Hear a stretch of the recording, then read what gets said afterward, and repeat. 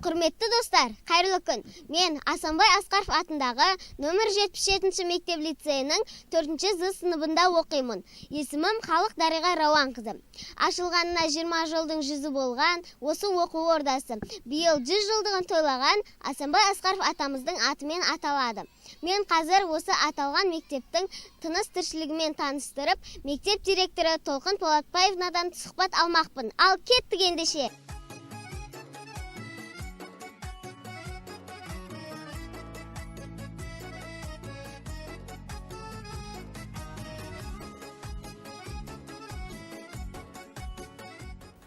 Сәлеметсіз бе, Толқын Полатбаевна?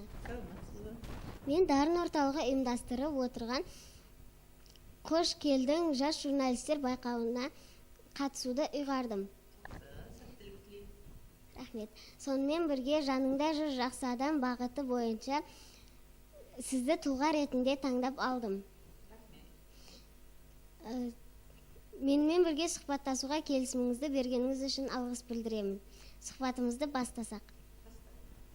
Көңіл күйіңіз қалай? Өте жақсы.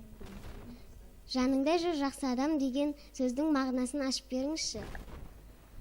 Жаныңда жүр жақсы адам дегенде біздің айналамызды қоршаған азаматтардың барлығында жақсы қасиет бар.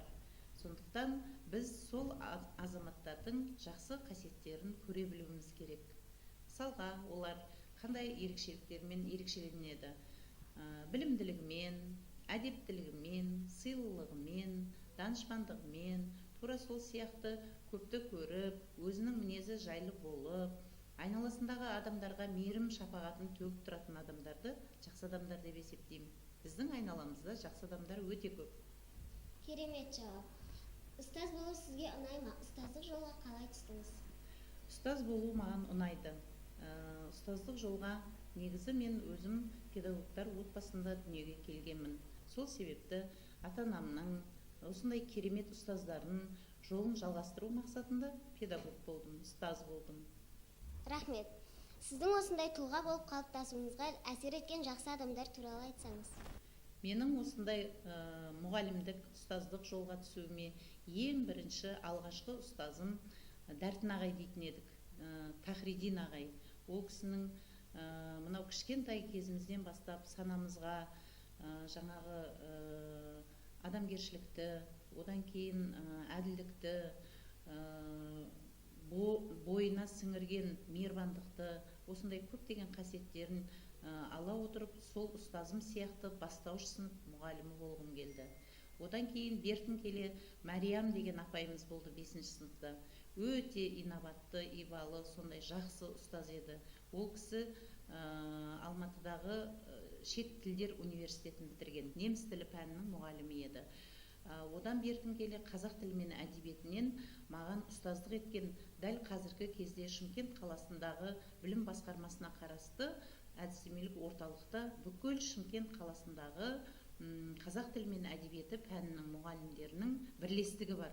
Сол бірлестіктің жетекшісі Бисетаева Бибайша деген апай бар. Сол Бибайша апайымыздың ұстаздық жолын өміріме үлгі еттім. Сол кісі сияқты қазақ тілі мен әдебиеті пәнінің мұғалімі болғым келді. Сол себепті де шығар қазіргі таңда қазақ тілі мен әдебиеті пәнінің және бастауыш сыныптың мұғалімі деген 2 жоғары білімді дипломым бар қазіргі таңда. Ал негізгі өмір жолындағы ұстазым ол менің әкем. Әкем өмір бақи осы ұстаздық жолға өмірін арнаған адам. Рахмет. Армансыз адам қанатсыз құспен тең дегендей, өзіңіздің арманыңызды айтсаңыз.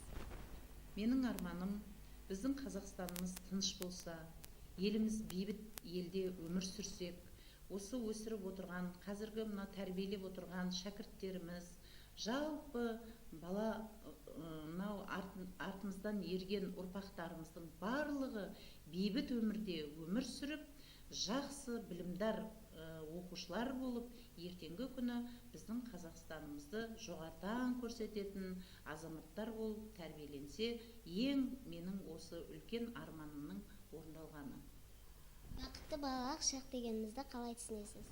Бақытты балалық шақ ата-аналарымыз аман болса, оқушыларымыз аман болса, олар барлық сабақтарын жақсы оқыса, ұстаздардың айтқанын тыңдаса, ал соның ішінде мына біздің қасиетті киелі қара шаңырақ Асанбай Асқаров атындағы мектеп лицейіміздің туын жоғары көтеретін болса, міне біздің балдырғандарымыздың бақытты балалық шақта өмір сүріп жатқандығы деп есептеймін.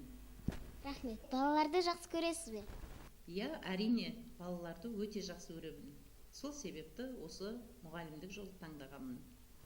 Сіз еңбекқор ұстаз, керемет көшбасшысыз. Біз сізді жақсы көреміз. Мен сұхбат бергеніңізге көп рахмет. Рахмет саған да. Қасында тұрсаң, таулардың биіктігі білінбейді. Жанымызда жүрген жақсы адамдарды бағалай білейік, ағайын.